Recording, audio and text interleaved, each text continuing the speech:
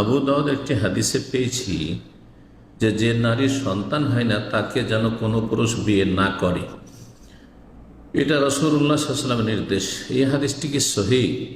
যদি সহিহ হয় তাহলে এমন নারীদের দায়িত্ব নেওয়ার ব্যাপারটা বুঝিয়ে বলবেন। জাযাকাল্লাহু খাইরান। এর উত্তর আমি দলিল সহ একটু বিস্তারিত দেব। রাসূলুল্লাহ সাল্লাল্লাহু আলাইহি ওয়াসাল্লাম এমন নারীকে বিয়ে করতে বলেছেন যেই নারী ভালোবাসা দিতে পারে, স্বামীকে ভালোবাসে এবং তার সাথে বেশি বেশি সন্তান দিতে সক্ষম। সেটা বুঝবেন কি করে যে বেশি বেশি সন্তান দিতে পারবে? তার মা খালাদেরকে দেখলে, তার ফুফুদেরকে দেখলে, তার দাদি নানিকে দেখলে যে তাদের ছেলে মেয়ের সংখ্যা কেমন, তাদের অবস্থা কি, সেটা দেখলে অনেকটাই বোঝা যায়।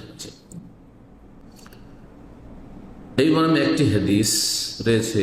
আনাস রাদিয়াল্লাহু তাআলা আনহু বর্ণনা করেন, তিনি বলছেন, কানা রাসূলুল্লাহ সাল্লাল্লাহু আলাইহি ওয়াসাল্লাম ইয়াকুল, রাসূলুল্লাহ সাল্লাল্লাহু আলাইহি ওয়াসাল্লাম বলেছেন, তাযাওয়াজুল ওয়াদুদ আল ওয়ালুদ ফাইন্নী মুকাসিরুন বিকুমুল উমাম ইয়াউমাল কিয়ামাহ। অন্য রিওয়ায়াত আছে ইন্নী মুকাসিরুল আম্বিয়া ইয়াউমাল কিয়ামাহ। তোমরা প্রেমময়, ভালোবাসা, প্রেম বিনিময় করতে পারে এমন মেয়ে দেখে বিয়ে করিও।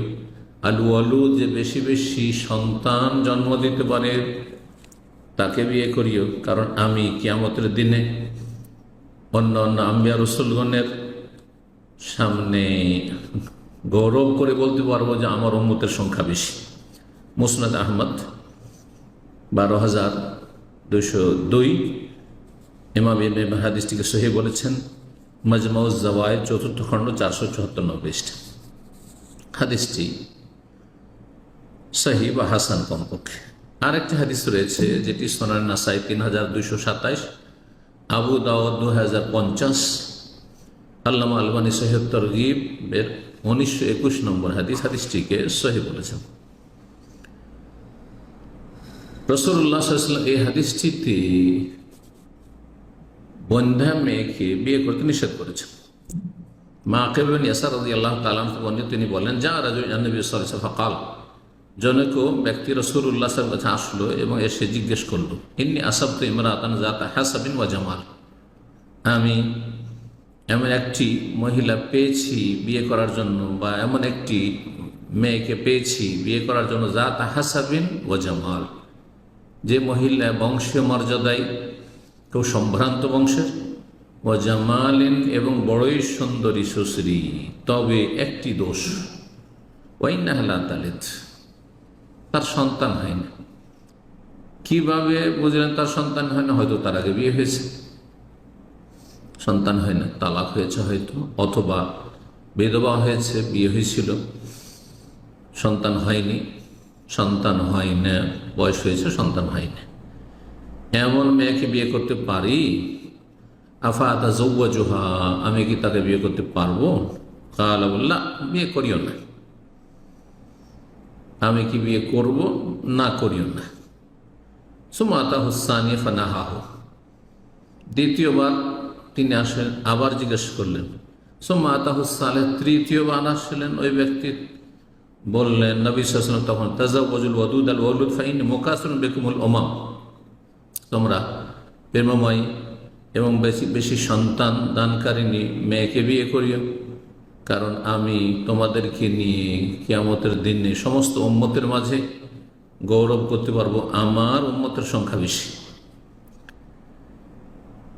কিন্তু এই যে নিষেধ করেছেন রাসূলুল্লাহ সাল্লাল্লাহু আলাইহি ওয়াসাল্লাম এই হাদিসটিতে, এইটা কি হারাম নাহি তাহরিম না তানজিহ? এই ক্ষেত্রে প্রায় সমস্ত ওলামারা বলছেন যে এটি নাহি তাহরিম না, হারাম, নিষিদ্ধ না, জায়েজ না, বরং এটি তানজিহ, অপছন্দনীয়।